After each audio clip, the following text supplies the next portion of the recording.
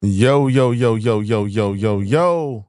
What It up? is another episode of the Weekend Rhyme. Where everybody at? I don't see anybody in the room right now. I don't know if we're having some technical difficulties, but it's another I'm, day, I'm another cook dollar. anyway. We back here again. Leroy Green. This is Ron. Could be anywhere in the world, but you rocking with us on a Saturday night. It's crazy. Boop, boop, Poets and boop, boop. rhymers in the building. What's good, Leroy? What What's up? good, brother? What's good? What's good? I'm chilling. Music, man. A bunch of albums came out. You know what I mean? So I didn't get a chance to listen to every one. Wiz Khalifa, you dropping like 20 songs out here. So, I'm caught up in the Wiz. You know what I mean? And Westside. You know what I'm saying? So good time for music. Blue. Shout out to Blue. He dropped the album 40. Mozzie, Intrusive Thoughts. If y'all from the Yay area, you already know what that Mozzie do. You know what I'm saying? Mozzie outside. LA. Come on, man. G Perico, Gangsta Grills. You from LA? You already know what that do. You know what I'm saying? But these are things I didn't get to. Too Short, Sir Too Short Volume 1. So there's some things, you know what I mean? But I got caught up in the Wiz Khalifa, man, because it just is lifestyle music. Oh, and shout out to everybody that showed me love on the bars, man. Hey, you know how we do, man. You know how we do. So we're gonna keep it lit.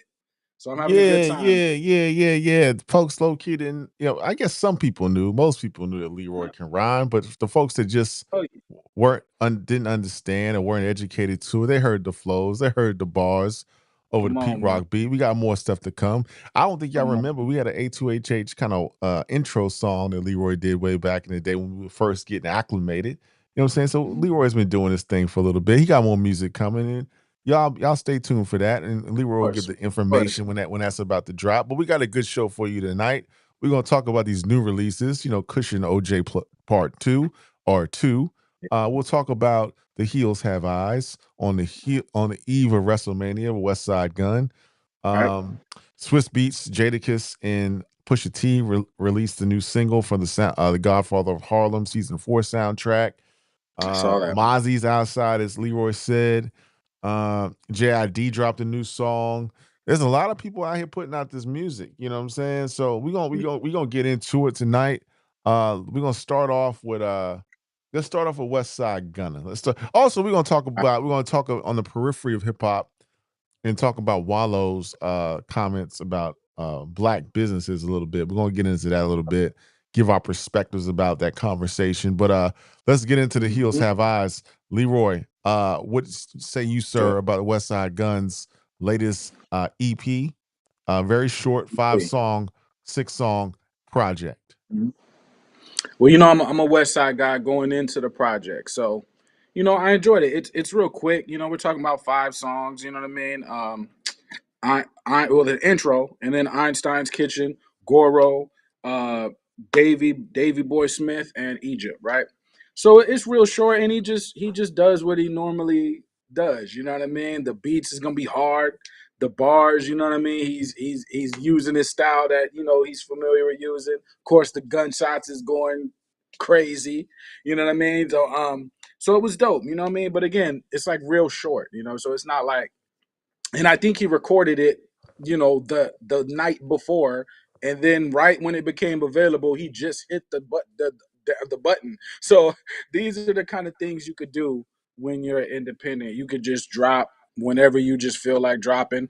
The last song, Egypt, he kind of switched cadences up a few times, and when he did that, I caught the cadence switch up, and I was like, that's interesting. So West Side, you may want to try that a little bit more. You know what I mean? Because I normally he just sticks to what he does best as far as like his comfort zone. You know what I'm saying?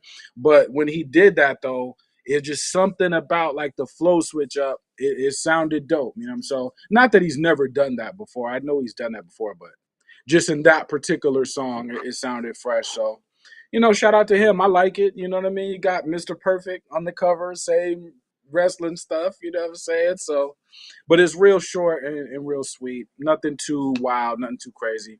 But I enjoyed it. You know what I'm saying? Yeah, I enjoyed it too. It was short and sweet. I thought it was interesting that he recorded this album in one night. allegedly recorded the album one night. Goro was dope to me. Davy Boy Mhm. Smith was dope. I like Egypt. You know what I'm saying? I like the even the intro. You know what I'm saying? The intro was dope. You know what I'm saying? I Yep, liked the project. It was what I expected from Westside Gunn. pretty much. It was flashy. It was street. It was artistic. It was just he was in the character. It's on the eve of WrestleMania, and it was Mhm. what I expected. I went into it expecting to enjoy it, and I did enjoy it. I enjoyed it much more than I did 12. To be quite honest with you, yeah, I liked it. Shout out to West Side Gun. Yeah, shout out to him, man. More to come, but I really want to see like when's the next the collective get back together. Him, Conway, Benny. You know what I mean? Because he talked about that a little bit last year. He didn't say nothing, definite about the situation, but another Griselda project, man, I would be down for that. You know what I'm saying? I'd be down for that. So shout out to him, man. I like it. I like it. I like it. So let's segue to Wiz Khalifa, Kush+OJ, number two. It follows on the heels of one of the most acclaimed mixtapes that are albums or even Hmm. projects that Khalifa ever put out. The original Kush+OJ. What were your thoughts on this project? I heard some really good reviews about it. I heard the first half of it. I haven't heard the whole thing in all Hmm. transparency, but I heard it's a vibe. People on my socials were saying that they were surprised that this album is so solid because most sequels, and we talked about this on the show a couple weeks ago, most sequels Hmm. don't live up to the billing. But people on my socials, on my X, on my Facebook and IG, what I've been seeing is people have really enjoyed the album. So what say you, sir? So yeah, so I enjoyed about half of it. Now the vibe I do enjoy, and I'm gonna get into the vibe of it because that's very it plays into the rollout and the marketing of it. But the first cushion orange juice, right? We know that to be a classic. Now, what is that sound? And I'm not asking as a trick question. I'm asking because I honestly don't know, right? So, what is that sound of Cushion Orange Juice Part 1? Is that a Pittsburgh thing? Do you know what I mean? Or is that um like the sound of that project? Does Pittsburgh have a sound that I don't know about? Did someone needs to put me up on? These are just questions, right? So the reason why I ask that is because when I'm listening to the album, it sounds real California esque. I'm not mad at that because he's we know that he's been living in California for a long time. Makes sense, you know what I mean? He comes across as a West Coast dude. Makes sense. So but it's a vibey project, which I appreciate. But about halfway through, though, it started getting really good to me. Well, in the first half, though, I did like the vibe of the first song. I did like How We Act, Crime Bud and Women, 5 Star, which is one of the singles, and Top Down. So I'm not gonna. I did enjoy the vibe, but around that Red Eye, around that My Influence with Juicy J, it started going for me. Take Your Time with DJ Quick. Shout out to DJ Quick. Got It All with Chevy Woods. Super duper high. That was fire. Khalifa's home, that was fire.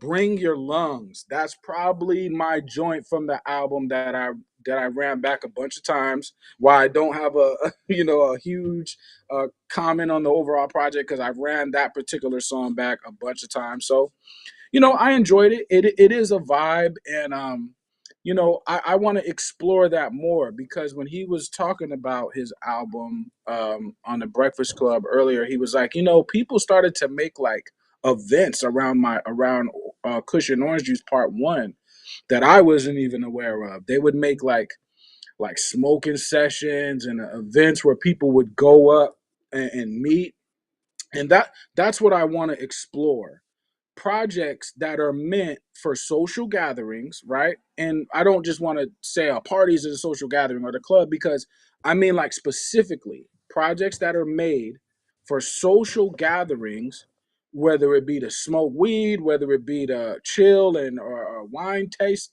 testing, or whether it just be to chill at the beach, whether it be to have performances, whether it be to go to a restaurant.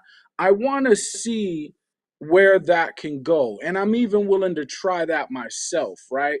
For folks that enjoy to do what enjoyed hearing me do what I do. If we want to meet up in the Atlanta area, LA, New York, and turn things into a gathering, I don't just think me or Wiz, but I think all the artists should explore what that is and see if we could turn that into a thing. And I'm sure there are people that already do that. I'm not inventing a new idea, but I'm just saying I would like to see that, go. You know what I'm saying? Like I would like to see artists keep doing that. You know what I mean? Because I think that's dope.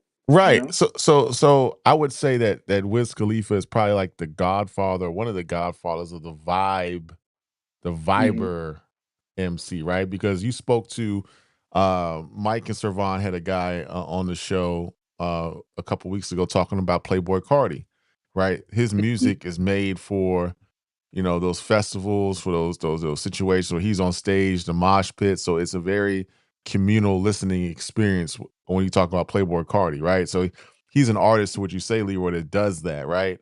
I also think about Nice. Drake, right? Drake created that Honestly Nevermind album, which is that EDM album, which was supposed to be like a party vibe. Like it was just specifically for you in a Miami, or you in Ibiza, you in a Exactly. club. It's for girls. So yeah, Hmm. so artists should continue that, right? But I think it's kind of hard to do that because as Willis gets older, and maybe it's more niche, right? Because Right. there's like pot, or weed connoisseurs, or people that like have cannabis shops and vapes, and they do, and then the smoking culture. There's a subculture that does that.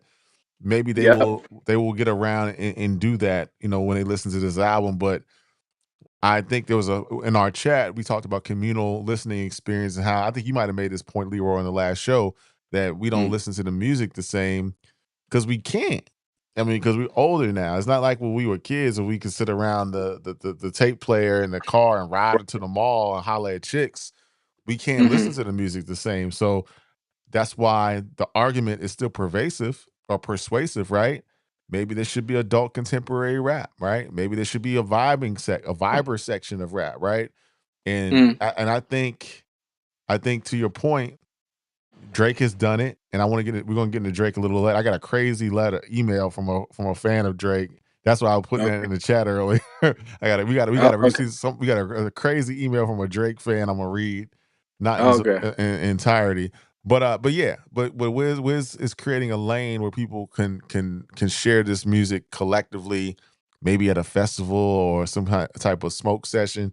But yeah, I get your point. I get your point. I think there should be more of that. Yeah. Yeah, because it could be whatever theme you want to use for it, right? It could be a smoke thing because that's Wiz's brand anyway. So that was just sticking with his brand. But you could make it, like I said, it could be a day at the beach. It could be, anything. You meet at a certain establishment, and you just do it like that. And so people can make it because, like you said, like the artists that have gotten older in your 30s, 40s, and 50s and stuff like that, we know that people their hands are tied. They got things to do. So if you schedule it, 3 months out, you know what I'm saying? You give people time to set it up and turn it into a real thing. Cause I think that's fly. Like, you know what I mean? Just as a rapper myself, but all of us, right? I would chill with people that enjoy my music. Like we could go somewhere and chill and turn it into a barbecue, turn it into a party, turn it into a weekend where we're all just chilling at a certain spot. It could be, pick a city, right? And we're just all down there chilling, you know what I mean, and having a good time. Like, why not? You know what I'm saying? People get the autograph albums, people get the listening of music that hasn't come out yet.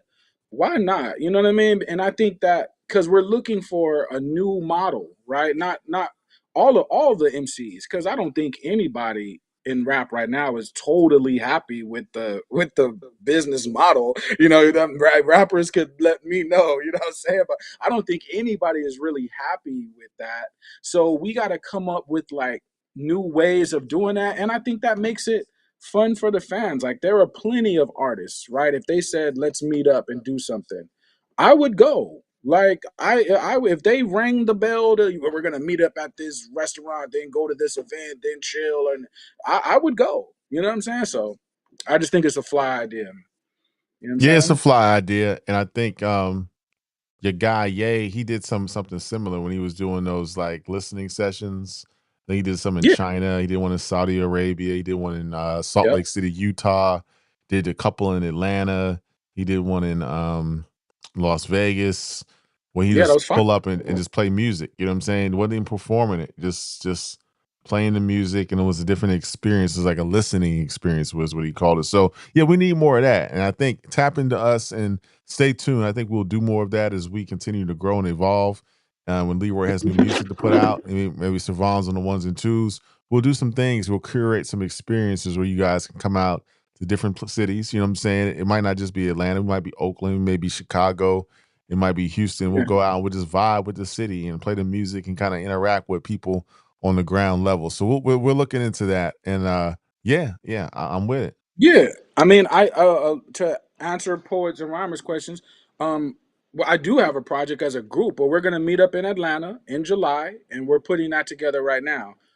So that's one just for the listing of the project, right? So but after that, you know what I mean? Yeah, I mean, we could see and definitely like cultivating a area where you people can feel free to run through the music, listen to it. You could tell me directly, we like this song, we don't like this song, we like this concept, we don't like that, and we're building it together as a community, right? So that other artists that come behind this later, they have a blueprint model for how somebody was able to cultivate a fan and it's on camera and it's right there. You know what I mean? So but yeah, we'll keep you posted on that. But what Wiz was doing and what he represents with his brand is obviously, I mean, we know how many smokers are out there. So he could run that play around the whole country. You know what I'm saying? So it's like that is a brilliant just door right there he could walk through. So No you doubt, no know, doubt, no doubt. Well, check out OJ, Cushion OJ 2, any at your streaming platform of choice, whether it be Tidal, Apple Music, YouTube Music, Amazon Music, Spotify, or wherever the mhm. case may be, check it out. I heard it's dope. I heard half of it. I like it. But now we're gonna segue into something else. Now, I was in the group chat earlier. We got a little group chat with the fellas, and I would just throw. I sometimes I just throw stuff out there. They don't even know where it's coming from, but there's a reason why I be in the chat. I got an email, or we got an email from a fan, and that's why I randomly on a Saturday morning put this in the chat. I was testing Okay. the waters. I be testing things out, like concepts, without saying where it came from.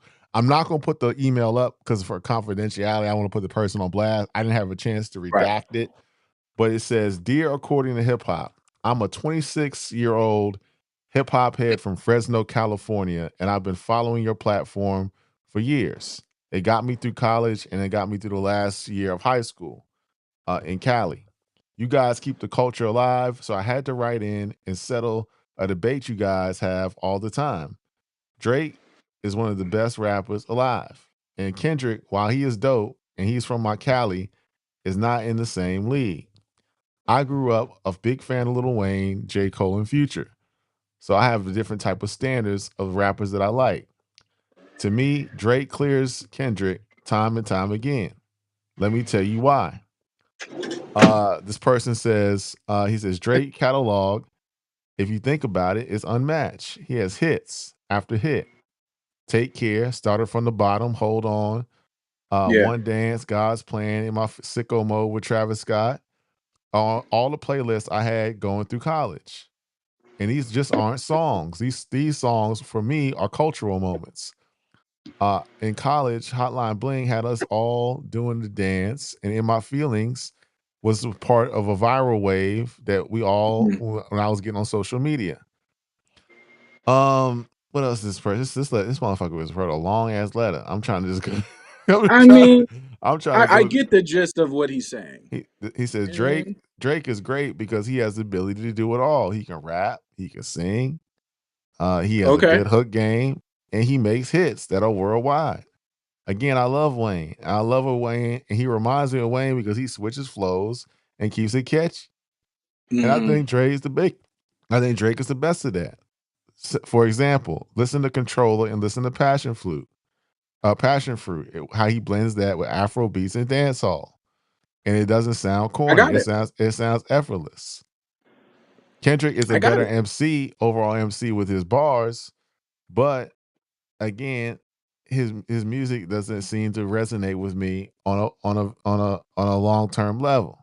What does this person say? I'm just trying to. This letter is long. I'm gonna go to the Yeah, last. but I mean, he doesn't rock with Kendrick Lamar. It's basically the gist of what he's saying, and that's fine. Like, yeah, So man. Like, he says, I think is a very compelling case for people in my generation to say that Drake's a GOAT. I stand on that. Keep doing what y'all doing. Hopefully this debate can be settled once and for all, and I can call into the show. okay. Rail from Fresno, California. Well, here's the thing about that, right? If somebody comes in here and says Lauren Hill is the GOAT, the best rapper, what are we gonna say to that? We can't say nothing. All we can do is just say okay, because once they start ringing off the stats of Lauren Hill, we're gonna have to accept it. Now, if somebody says, "Well, she sings," they're gonna say, "Well, who cares? She's the best rapper that's singing because she's out singing your bars," and that just is what it is. You know what I'm saying? Like that. So I'm not gonna argue the point. You know what I'm saying? Because that it can be said, right? It can be said. If I'm in the early 2000 in the late 90s, early 2000s, if I'm in the Jamaican clubs, right? Or in the spots where they play Caribbean music, I could say Wyclef is the best rapper. And what is somebody gonna say? You can't say nothing Right. because he's gonna check all the boxes. Right. You know what I mean? But there is another side of that which Kendrick represents another side. I'm not saying one is I relate more to one side, but I don't have to say one is better than the other because if I challenge Drake to rap, I'm sure he could rap. Yeah, I'm sure he could do that very well. I'm sure he has no problem doing that. You know what I'm saying? So, but there were just two different kinds of things that you may like, right? And I appreciate what Drake is doing because that's needed. I also appreciate what Kendrick does because I feel that that's needed. Now, if we're gonna play a stat game, he who has the most stats wins. We can play that game, but then you got to keep that same energy. Don't change the energy when I bring up Eminem, and now people want to change the energy. We have to keep the same energy if it's going to be stat based, right? Numbers based. Well, you have to keep that energy. But yeah, I mean, Drake does a number of things, but people have different intention. Kendrick has a certain intentionality coming into rap, and you could hear it. Like he has a certain thing that he wants to do, right? Drake has a thing that he wants to do. Kanye West, he had a thing that he wanted to do. So I judge them on were they successful at doing what they wanted to do. I don't necessarily judge them on are they better than this guy or this guy. I'm judging on did they complete their mission, and Drake did that. You know what I mean? Right. So Right. Right. I I don't have respect it. no, yeah, I respect all fans from all different generations and their perspective because I have to just accept that they grew up, listening to in a different hip hop environment than we grew up in, right? So I respect it. You know what I'm saying? yeah. People my age, may not think will laugh if if I was to make my top five rapper list and I had Drake as my goat.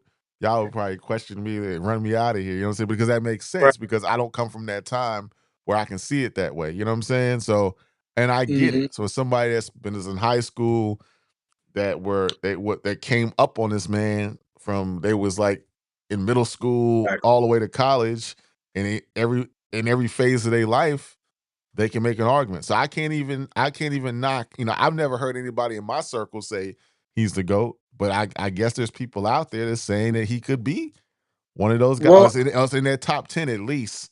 When they rattle I off rappers, they saying Drake's in their top 10. You know what I'm saying? I can make an argument that he is the GOAT easily. That's not a far stretch. Do you know what I'm saying? But I would be doing it as a challenge, right? I want to see somebody come out there and do better than Drake. That's the challenge I would be issuing with that. So that comes with a whole bunch of extra stuff on the obstacle course that you have to do, right? So that would be the only reason I would, because personally, I wouldn't be being honest if I said he's the GOAT to my honest feelings. I would just be saying it just to make a challenge, to somebody to come out here and beat him, at his stats. That's all. But I can make the argument that he's the GOAT based on the fact of when you come out to dominate pop culture, period, like you're not even thinking of it as I'm just gonna out rap these guys, or I'm gonna dominate the clubs, or I'm gonna dominate the radio or that. If you're thinking I'm gonna dominate everything that's moving outside, and that's your goal and that's your plan, well then Drake, he kind of did that. You know what I'm saying? So I mean, if that's your goal and you're looking at Drake as a standard, I think that's a good standard to have in order for you to complete that goal. Like there were some artists that wouldn't kind of chase that because there's so many different skills you have to do that, that you may not sharpen all the different skill sets necessary for that, right? Am I good at singing? Am I good at make holding a pop structure and then finding my 16 bar spaces in that pop structure? Am I good at holding different melodies?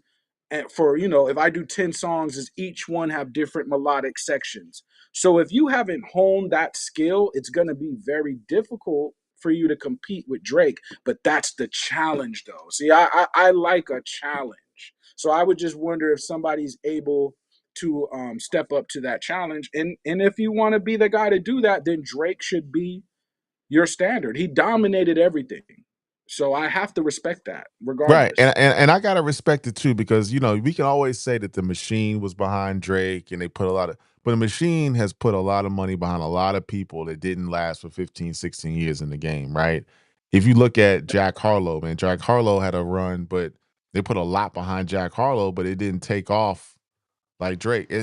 You could be a one hit wonder. You can come in the game like best I ever had could have hit, and then it could have been out. He could have been out of here. You know what I'm saying? We've seen a lot of people come in Yeah, hot and people put a lot of money behind him and it just didn't work. Either they that's just true. either they programmed it in a way or they pushed the needle for it. But I still think he has some talent, and I think he has a lot of talent. You know what I'm saying? I don't think I don't think you get this far in music without having any talent. So you can say, oh, Oh well, no, somebody yeah, yeah, somebody wrote for Drake, or somebody Drake is from yeah. Canada. He's a swagger jacker. He's a vulture. I can't say that because his uncle Larry Graham is one of the architects of black music. You know what I'm saying? Look, Google Larry Graham, and that's uncle, his father's brother. You know what I'm saying? So I can't say that Drake don't have that in him, you know what I'm saying, to make this music. You know what I'm saying? It's part of his DNA. Literally, it's part of his DNA and his bloodline. Uh, again, Larry Graham, his uncle, you know what I'm saying, Right. is one of the founding fathers of black music in the sound. You know what I'm saying? So again, you don't get this far with with Well, this he luck has and talent. just in a Yeah, machine. He has talent, and I gotta take my hat off yeah. because a lot of people came in wet in 15 years. You know what I'm saying? This Right. people are emailing us that were in elementary school and about to graduate from college, and Hmm. Drake is still here. So I gotta tip my hat. So Right. I ain't gonna hate on the brother. You know what I'm saying? It may not be my cup of tea. You know what I'm saying? I may not have it in my Spotify playlist. I'm not going to work and working out to this, Yeah. or putting this in my headphones every day because I'm from a different time. But Right. I can't knock anybody or these youngsters saying that he's in a top 10. I just won't do it. I just won't do it. Well, I wouldn't do it either because again, I know what it takes to become a Drake. Like really, the amount of hours you'd have to put in is so ridiculous that I know 99.9% of people is not going to put that dedication in because it's too much. It's too many hours, an endless amount of hours, right? You'd have to put in to be Drake. However, it's like there's just certain things, right? Kendrick is from a school that I'm probably from, where I gotta write my own rhymes. I got to. You know what I'm saying? And it's just because I can't rap somebody else's rhymes. It gotta come from me, right? Now I'm not mad because again, Drake can write his own rhymes. This is not somebody that's incapable of writing his own rhymes. But to do what he has to do, you have to be comfortable with another writer. Shout out Quentin Miller, professor at Pendulum Inc. You have to be comfortable with another person putting some lines down if it fits the song best. Because if you to be a Drake, your job is to just be number one. Your job is not to uphold a lyrical standard. That's not your job. Your job is to be the number one guy on the charts. So if somebody comes in with a better song at the moment than what you're working on, you got to put your ego to the side and just go with the song that's working or the reference that's working. In a different capacity, if you're from the school of thought, like what a Wu-Tang Clan that era is about. See, we're not letting somebody else write our rhymes. You know what I'm saying? Only because we're not trying to be number one. We're trying to be dope. So we have two different intentions. You know what I mean? But if I was chasing being number one, then yes, I would work with writers if that was if that was something I wanted to be. And there is a challenge in that. Like I think a lot of us from an MC standpoint, we look down on that, and I understand, but there is a challenge in being number one, like the hottest artist in all music, not just rap. But if you want to be the hottest in everything, you're gonna have to pick up different skill sets. That's all. You know what I mean? And you're gonna have to just do different things because you're doing what fits best for the song. You're not doing what fits best for your ego as a lyricist because that has to be put to the side in order for the music to elevate. You know what I mean? So it is what it is. I'm not mad at the youth. The youth play a different game. They're from a in each decade it was a different game. In the 80s, you had to really move that crowd. You know what I mean? Because not only did you have to sell the records, but people had to want to go out to your show and be entertained. In the 90s, it came with its whole keep it real aesthetic. So it was about authenticity. And it became about extreme lyricism. So now you got to bar out crazy. In the 2000s, it became keeping up with that internet because the internet's moving so fast, in with the old or out with the old, in with the new so fast, you have to keep up. And there's a mixtape game. So now it's like, okay, I got to work on my project and the mixtape at the same time. So it became a different dynamics. Now Drake comes in the door, it's different dynamics. It just is. Like he's singing, he's rapping, he's blending both. He's doing hooks on other records. Like you to compete with Drake, you have to be able to do the hook on a Rick Ross record, then a Future record, then a Wayne record, then do collaborate with a singer, then write a song with Jamie Foxx for his record. Then you see what I'm saying? Then it ain't just gonna be about just you. You're going to have to be able to create hits for a multitude of artists. So you carrying labels now, and now you're carrying entire labels. That's what Drake was doing. So if that's your goal, shoot for it. You know what I mean? Shoot for it. No doubt, no doubt. Hey, while we get into the next topic, make sure you hit like and subscribe. Make sure you comment, tell a friend to tap into the number one hip hop podcast on the weekends, The Weekend Rhyme. Also, the number one platform for all of hip hop and new media, according to hip hop, over 2 million strong. So we're trying to on all platforms, aggregate platforms. The numbers over 2 million strong. Check out our website www.according2.com. Big things coming about. Yeah. So yeah, I can't, I can't front. There's an argument to be made. We'll get into that. We may go to TikTok and do like an aux battle. Whoever wants to, we have some fun, playing say some Drake records and play whoever's records. You know what I'm saying? I think who could, if let's remove Kendrick from the equation. If verses were to come back, if verses One were to last come point back, though. one last Hold that point. point. Yeah, one last point is I didn't understand Kendrick's music when it first came out. It sounded alien to me until I actually listened to what the youth was saying he was doing, then I understood it. So that's just the last point. But you were Uh, saying if I somebody was was saying, gonna I do was a saying, verse, if verses were to come back, which they announced a year ago that Timberland and Swiss Beats were bringing back verses, and they're going to put it on X slash Twitter, and the obvious pick would be Drake versus Kendrick. But if it wasn't Kendrick, who right? and they selected Drake to participate in verses, who would match well against? Would it be? I guess you could put Future. I guess Future versus Drake would be a good one. Yeah, you could put Future, but again, you'd have to pick somebody that's very dynamic, also in his lane. So it gets sticky, right? You got to pick somebody that can kind of sing too. You don't have to, but if you don't, it'd be a little awkward. You know what I mean? I think you can. I think the only people that you really could put against Drake is in this I mean, this generation, quote unquote, is Yeah, maybe just for the nostalgic part because of the battles, Kendrick, and from a musical perspective, I yeah, think Future could give Drake. I think Drake still will clear him because Drake can dig into different bags. You know what I'm saying? He can dig in that Jamaican bag, the patois bag, the yeah. And the Afro beat bag, the he R&B a he pop sounded bag. like You know what I mean? yeah, yeah, he sounded like he really was into hit records. So you're a hit record person. So Drake is your guy. Like that is your guy. You know. Right, But right. you're right, Ron. I mean, yeah, he can do all that, but the essence of this. See, we were talking about the essence. You know what I'm saying? Who is Yeah. really cloth? Who is really? Can I go back to your high school pictures and pull up and see if you really cloth?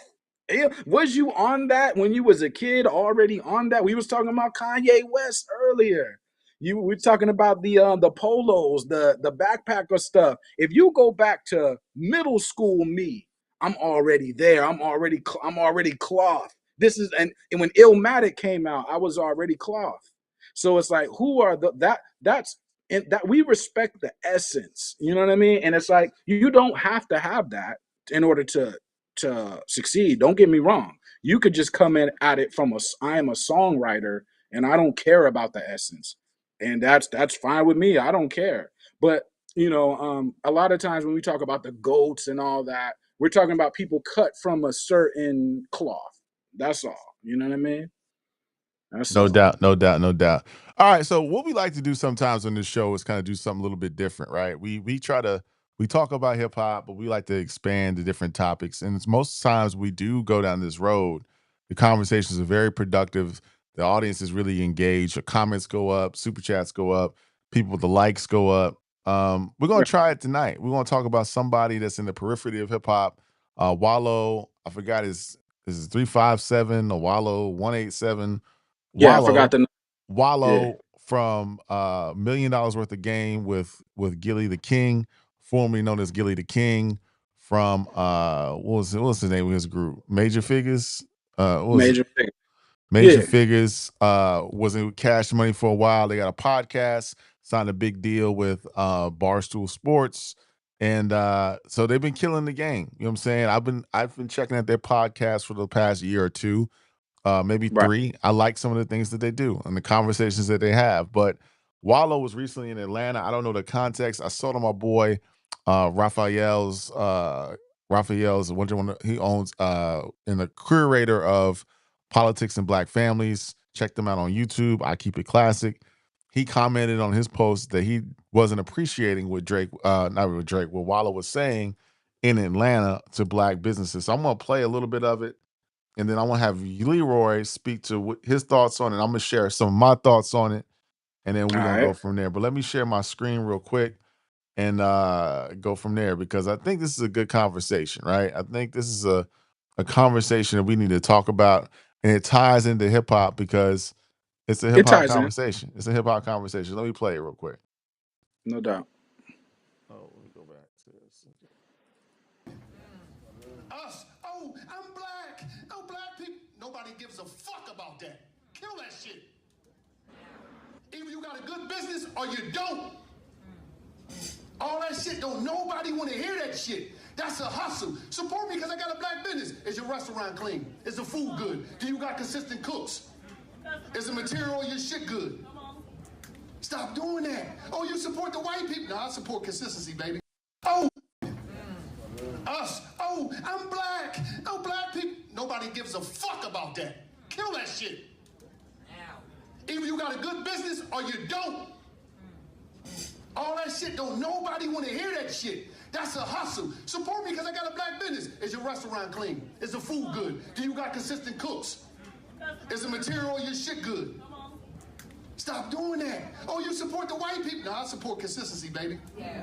Well, fuck about what color you is. I'm gonna spend my money. That paper, I'm gonna spend them nails where the fuck I want to spend it at.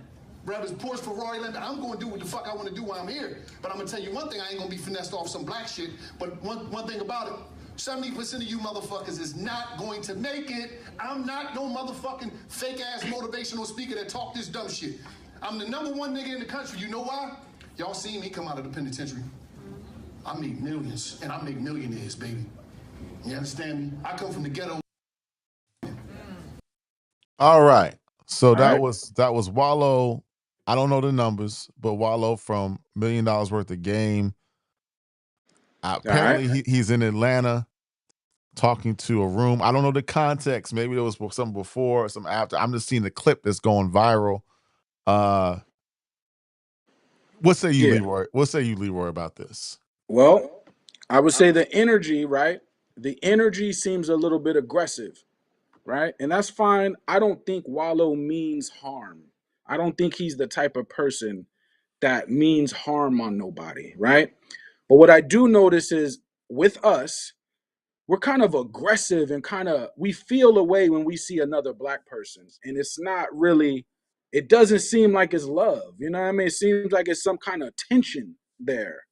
Now, as far as black business goes, across the board, Atlanta's doing great. We all respect Atlanta. I love Atlanta. But Atlanta is not all the other black neighborhoods around the country. There's something special in Atlanta that's not present in a lot of other places, right? So we're on an economic deathbed, and this does tie into music, y'all, because music is business. So I just want keep that thought in the back of your mind that music is also business, right?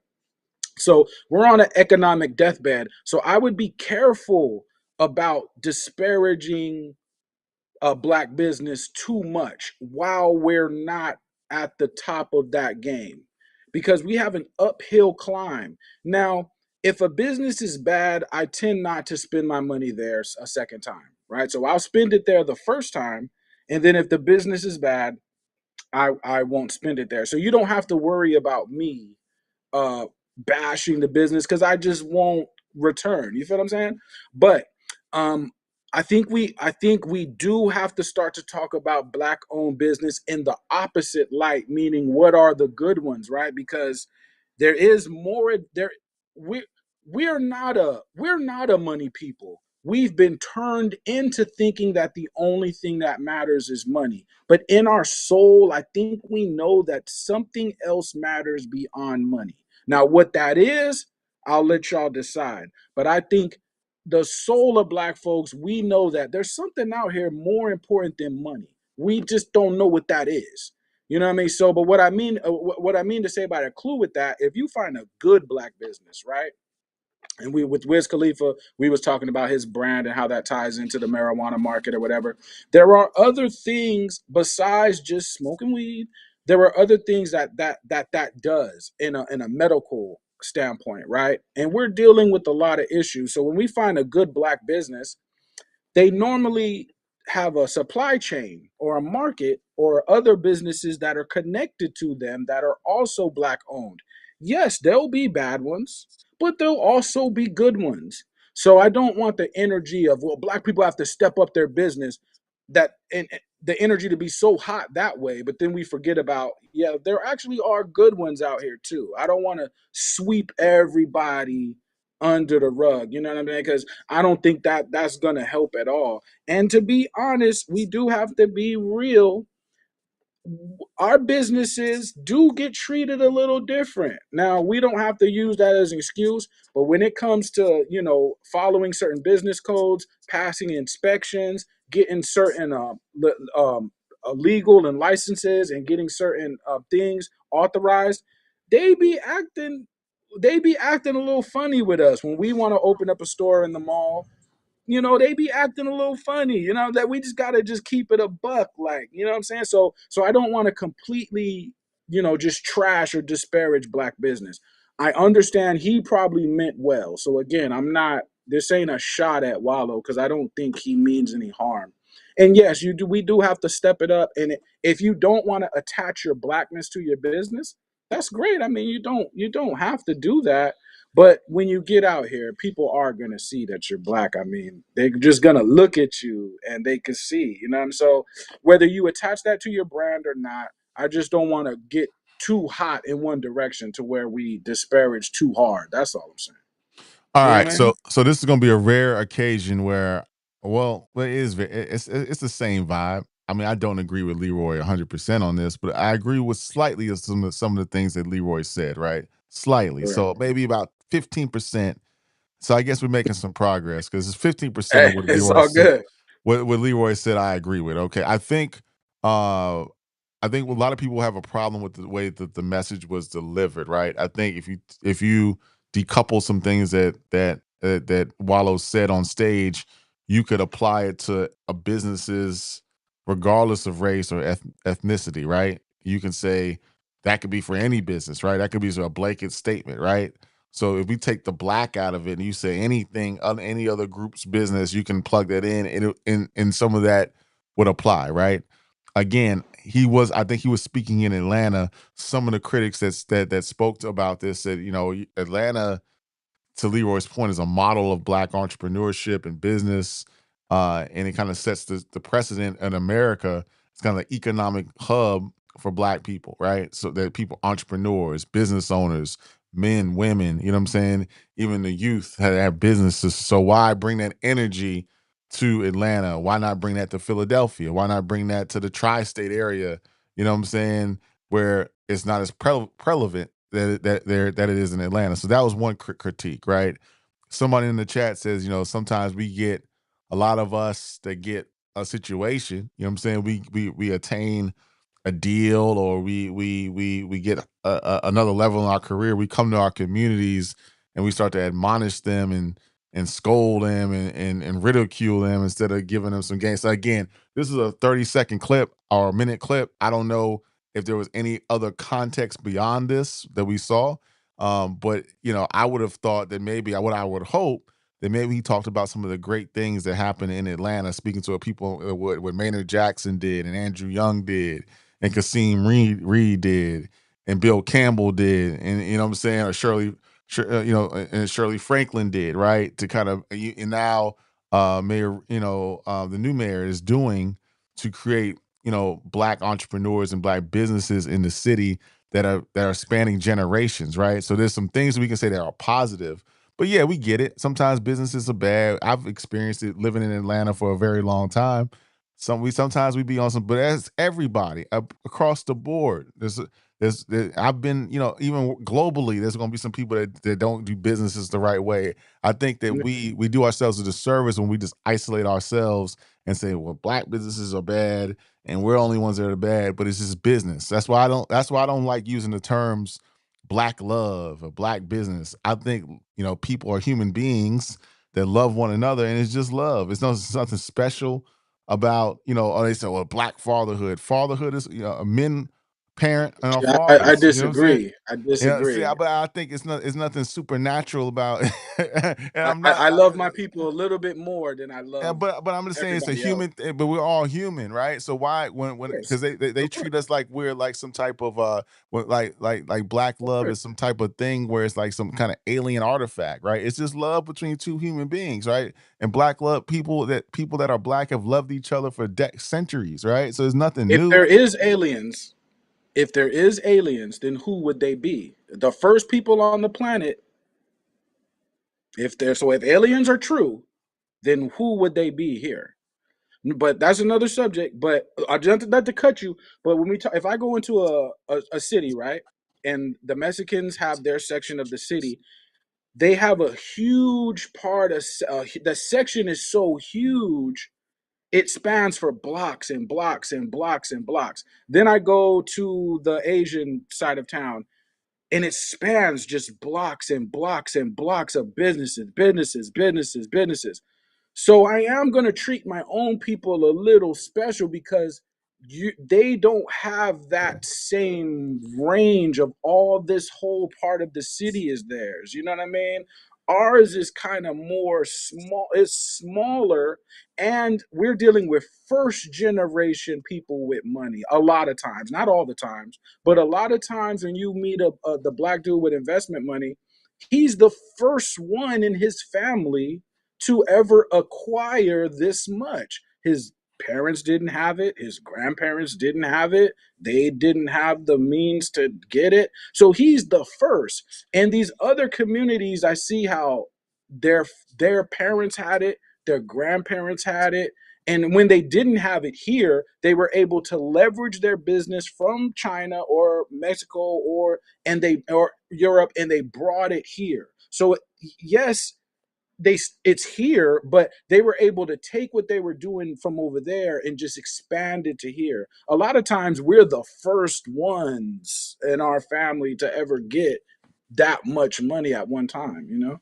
Right, and I That's think a that's a terrible thing, and we gotta break that cycle. We got it's time for us to get to the second ones and to get to the third ones and get to the fourth ones.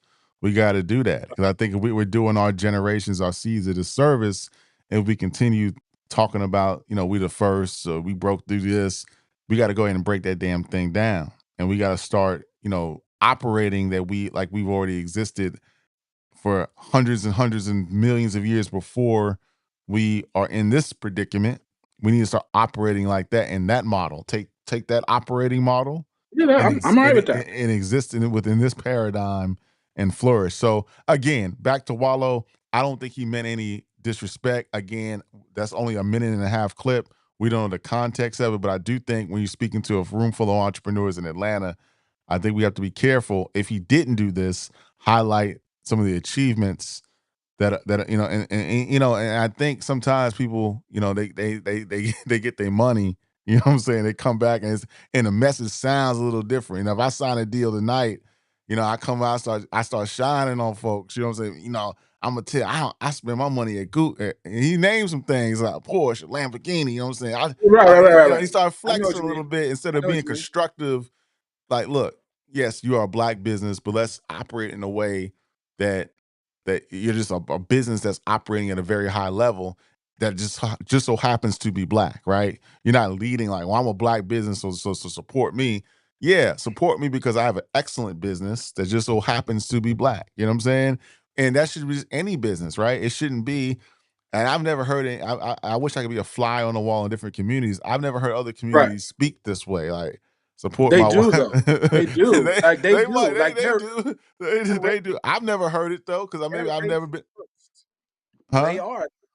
In the Asian community, they're like, look, we are Asian, and we're standing on business behind being Asian. Period. I've never They been. don't. I never heard those conversations, so I don't know. Yeah, well, it happens when you go into white folks part of town. They're like, we are white. We're standing on that. If you go to the Mexican part of town, they're not gonna start speaking English because you there. They gonna stand on what they stand on. Everybody they serve there is they got their Mexican grocery. I'm in California, y'all. So they got their Mexican grocery stores, their Mexican laundromats, their Mexican restaurants, their Mexican banks, their Mexican, and that is who they cater to. Now, if we want to step higher than that, and we're going to invite all the races into what we're doing, then if that's what we want to do, then just do that. However, I do think there is the special thing about it is like I kind of, if you're black and I'm black, I can assume there's some commonality. Now, maybe there's not, but I can assume it that there's probably some commonality, right? So just in foods, right? When I was growing up, if you was a vegan, people would make fun of you, like, man, you old plant based guy, like you's a sucker, right? Because it was not cool. So now that we, as society, has got a little bit further in our knowledge, we kind of know that eating healthy is cool, right? It's like it will help you live a longer time. We have a a lot of illnesses in our community, So if I'm going to go into a business as a black business, I think that we could scale that and turn those into grocery stores and whatever. Now we don't have to lean into the fact that we're black. I'm black, and this is a black owned. If we don't want to lean into that, then you don't have to lean into that. But there are some advantages when you have a black customer base. You know how to deal with them, right? When the black youth comes into my store, I'm not afraid of them. I'm not treating them as they are, a menace to society. I'm not. You see what I'm saying? Because these are my youth. I'm embracing them. So it's a different treatment there. You know what I'm saying? So but I'm not totally knocking what you're saying, because if people want to if your thing is I just want to have a good business, then I applaud that, right? If you're like, look, I make clothes, they're not black owned clothes, they are just clothes, and I'm like, I respect it. If you make whatever you make, right? I can respect that, but I also respect the opinion of, I'm black, I'm prideful about that, and I'm going to cater to that because I see a marketplace that's open for that. Like that, you can scale that. Like, because like I said, these other communities, their businesses go on for blocks, y'all. I'm like, I don't want to just, and in Atlanta it's that way too, but in California it's not all that way. You may see a bunch of other stores, Italians, Chinese, Arab, and Mexican, and then you get to that one store that's black, and then you don't see another black store for miles. You know what I mean? I want to break that. I want to get it to where you do see more, where we could start owning the whole block. Do you know what I'm saying? So we could own the whole plaza. You know what I'm saying? Like, if y'all remember what Nipsey was doing, we want the whole plaza. So that means the restaurant, and we want the phone place next to it. We want the real estate office next to it. We want, you see what I'm saying? Like, we want that whole plaza. So that's all. Right. Let me get to Jermaine Johnson super chat real quick, and I want to ask Jermaine Johnson a question because he put another comment in the discussion I Right? thought was very interesting. Jermaine Johnson says New York City has Chinatown, Koreatown, Little Italy, and Jewish neighborhoods, so it's totally fair and okay for us to want to keep Harlem predominantly black. Well, that's very interesting, Jermaine, because I think you live in New York. Harlem is changing. I lived in Harlem maybe about a decade ago on 135th and St. I'm Nick. fine. Right. 135th and St. Nick, and it was different. You know what I'm saying? It was, a lot of dog walking. Starbucks is in town. The the yoga spots. You know what I'm saying? So it changed. Right. I think I don't know if that will ever be the same. And I think there's an argument made that we should have held on to it. Right? We should have maybe invested in it more so this wouldn't have happened. So we've allowed, or we were susceptible to different tactics that allow others to come into the neighborhood and change it into something a little bit different. So we've got to take some responsibility on what happened to these cities as well, because we let it rock. You know what I'm saying? We let things kind of slide. You know what I'm saying? Because we was keeping it G. We was keeping it street. We wasn't taking. When we got our bag, we moved away from Harlem. We went somewhere else. You know what I'm saying? We got a house on Long Island, or we went to Midtown Manhattan, or we went to the new hot spot in Brooklyn, you know what I'm saying? And we went to Soho. So we got to take some responsibility of how these things happen. Yeah. But there's another thing that Jermaine Johnson said before you go, Leroy, is that Mm. and I want to ask him a question. He can maybe chime in on this. He says, I'm gonna pull it up. It's not a super chat, but I'll pull it up. He says, I would never be Yeah. allowed to open up a barber shop in Koreatown because they only support Korean businesses and Korean business. So my question to you, Jermaine Johnson, is why would you want to open up a barbershop in Koreatown? That's because if your customers, unless you just want to, you like cutting hair. If you just like cutting hair, you just want to cut everybody's hair. And why would you want to open up if your clientele doesn't exist in Koreatown? Why as an entrepreneur, why would that make sense for you as a barber to go to Koreatown to open up a barbershop? I'm just asking. Well, Like, I may have an answer for that, okay. because if you go, I live by Vallejo, right? You go by Vallejo, there is like a Korean part of town, but it's like surrounded by a black neighborhood too, though. So even though that part is their part, it's still surrounded. You know what I'm saying? by like black folks. You feel me? So you could move a business in there, but they're gonna give you a hard time. They're gonna block you from coming in their area because they're gonna hold it down. But a lot of it has to do with the paper too, right? When people want to gentrify an area, they're coming in with tens of millions of dollars. So if you're not holding that much money, what's going to happen? It's going to be big bank take little bank, right? But to agree with Wallow on this point, right, and not to um make it exactly like his, but we're saying a level of excellence, right? And we're also talking about that in hip hop too. We want a level of excellence. And I do believe that, yes, our level of excellence should always be the highest level of excellence. If you are black, based on what you've had to overcome, I'm expecting the highest level of excellence. Now, and that's very hard, and I realize that, but that's why I expect it. You know what I mean? And when you step on that microphone, I'm expecting excellence. When you pick up a basketball, a football, a baseball, whatever, an instrument, I'm expecting excellence. So when it comes to business, yes, and the reason why I'm expecting that is because I know how hard it is. You see, so it's only a challenge to your greatness that I'm challenging. That's all it is. You know what I mean?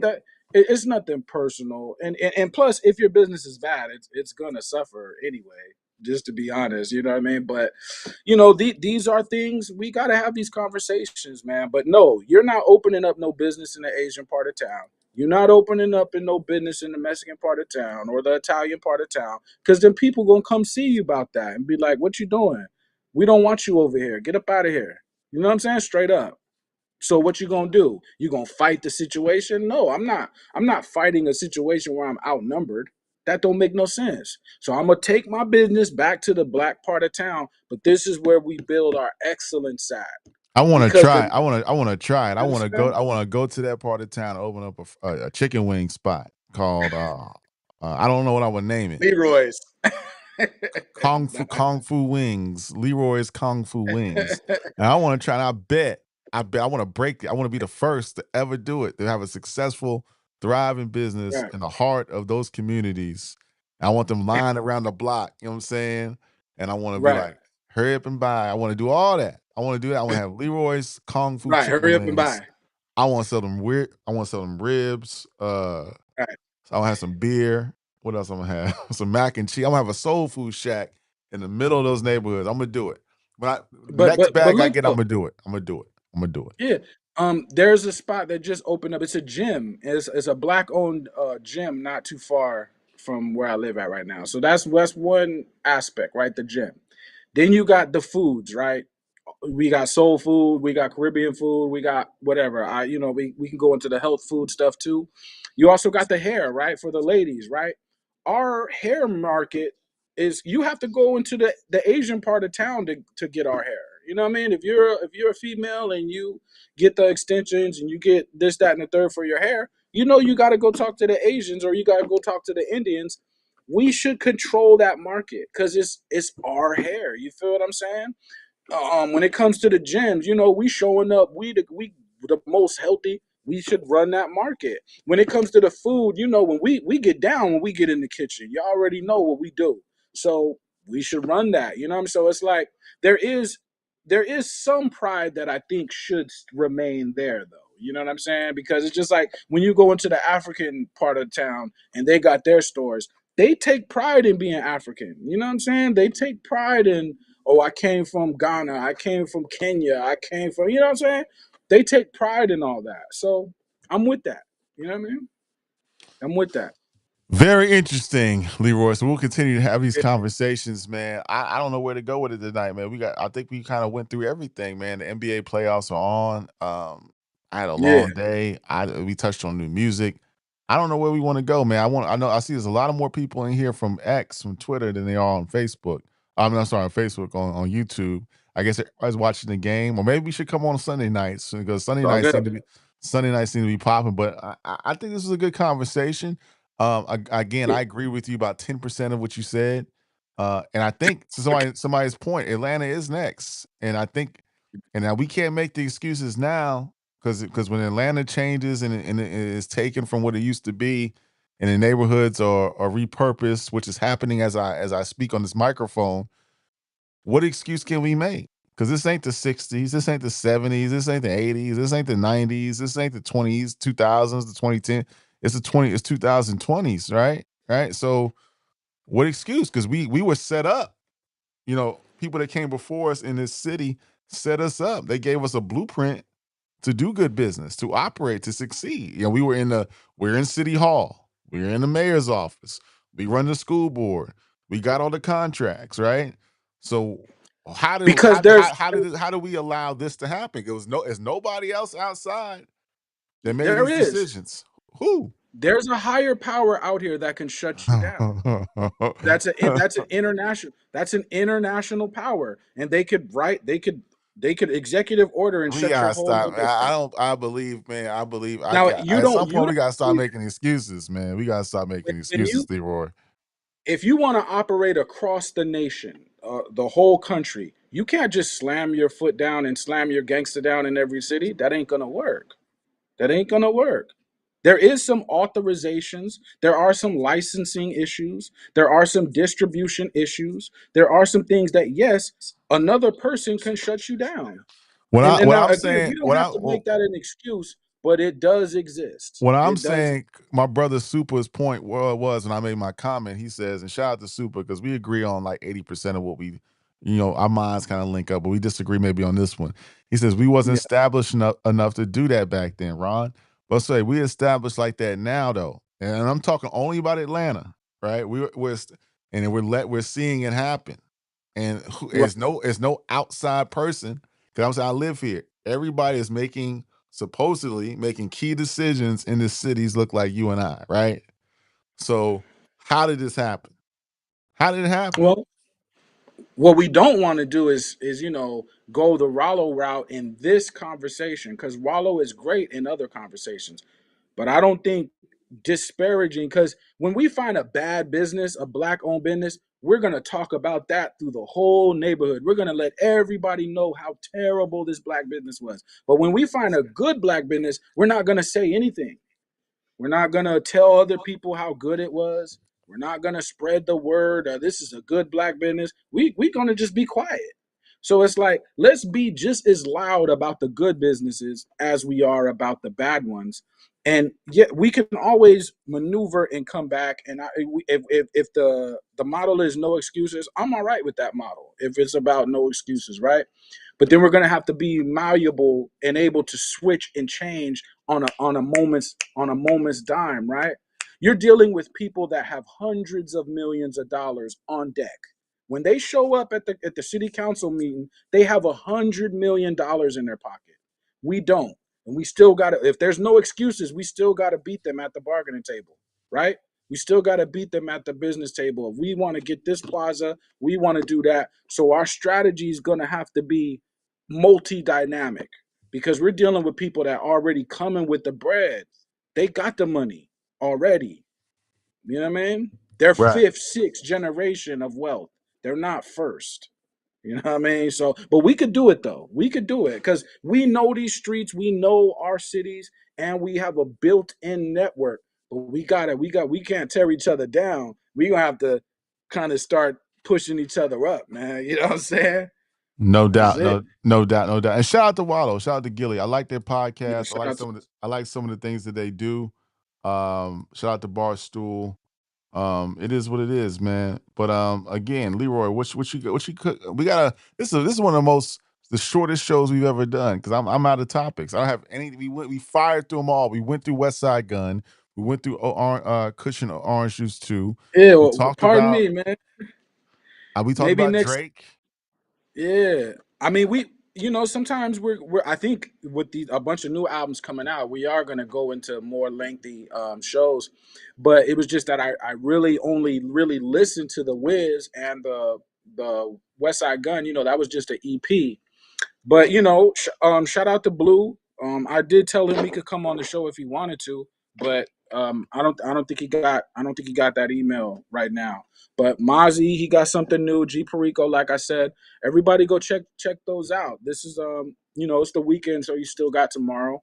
But new music is coming out. But like we were talking about with the model with Wiz Khalifa, let's try to just add on to the model and see if there's something that can be done beyond just saying my project is out, go on all the DSPs and get it, and then we're done. Like, let's see if we could add more to that, to the experience for the consumers, and that makes sense. You'd have to do that in business too. If you think that you're just gonna have a product and say, yeah, I make this, buy it, done, like, nah, you're gonna have to build some relationship somehow with your community. You can't just be a cold business guy. You know what I'm saying?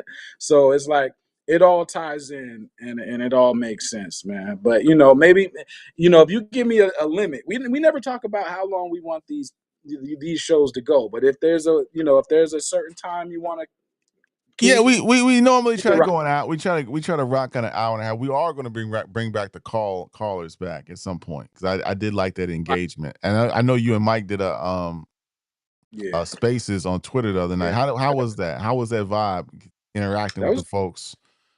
No, that was dope. That was dope. People are excited about the new Nas and Primo. We were talking to people that's kind of like from our era. You know what I mean? So I would like to know what the youth also feel about the projects coming out. DJ Head was on another pod with Elliot Tutis. I don't know if I like what I heard from DJ Head, but I'm not mad because he had a perspective about, like, these guys are they're old news, you know what I mean? And he didn't say that in those words. He used a different word. I'm the one that's using that, right? But that was the overall gist of what he was saying. So, you know, how does that become cool to the youth? And is it possible, right? Maybe what I'm saying is not possible. I don't know.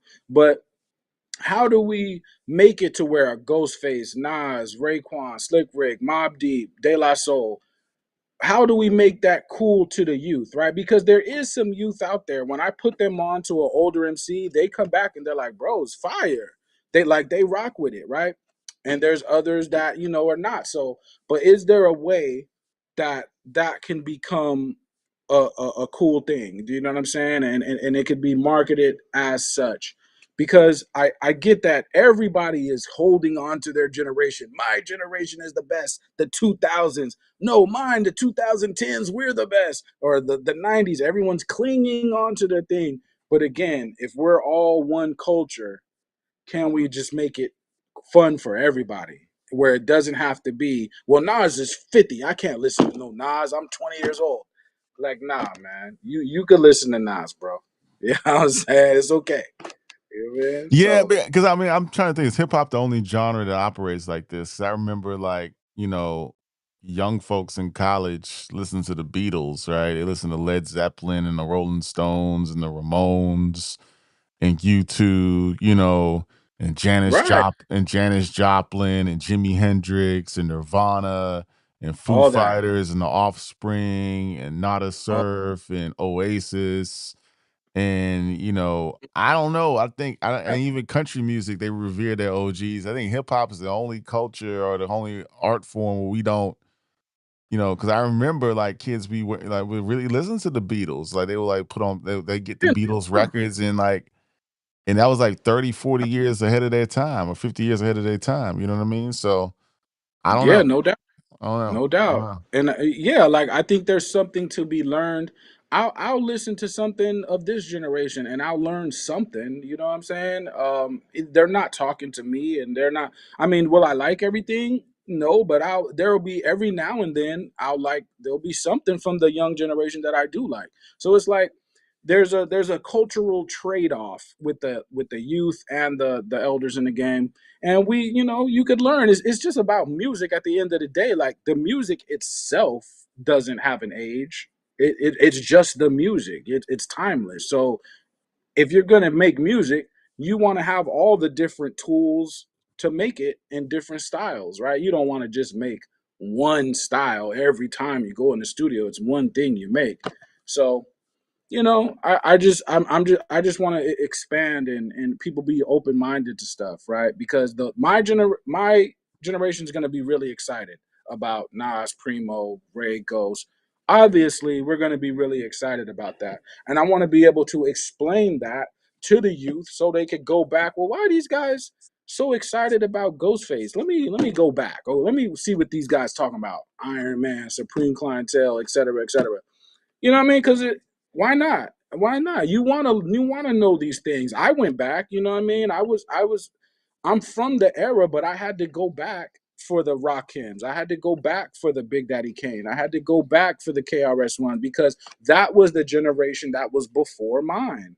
Do you see what I'm saying? But I had to go back and listen to that and absorb that so I could, have that, in my mind. So it is what it is. Yo, it's crazy, man. It's crazy. It's crazy. Yeah. We got to do better, man. And we're not. It's not that we're doing bad, and it's not that we need to just only focus on us. But it's just like we are kind of doing bad. Not just as far as the business mind. Like if you go out and you're buying a song for 99 cents, then that gets broken down to 60 cents, then that gets broken down to 25 cents, then it makes it to the artist after he had thousands of spins, and which equates to like 50 cents. It's like, bro, that's not a good place to be in. You know what I'm saying? Now it is good if you're a huge star, but y'all know what I mean, man. You know what I mean. Like we could ramp this up, man. You know what I mean, and make it to where it could be exciting, and everybody could make their bread. And not only do we need to do that in music, but just like we were just talking about, like in business too, and that is going to take some attention to detail to our particular culture. Like pop music is doing well, country music is doing well.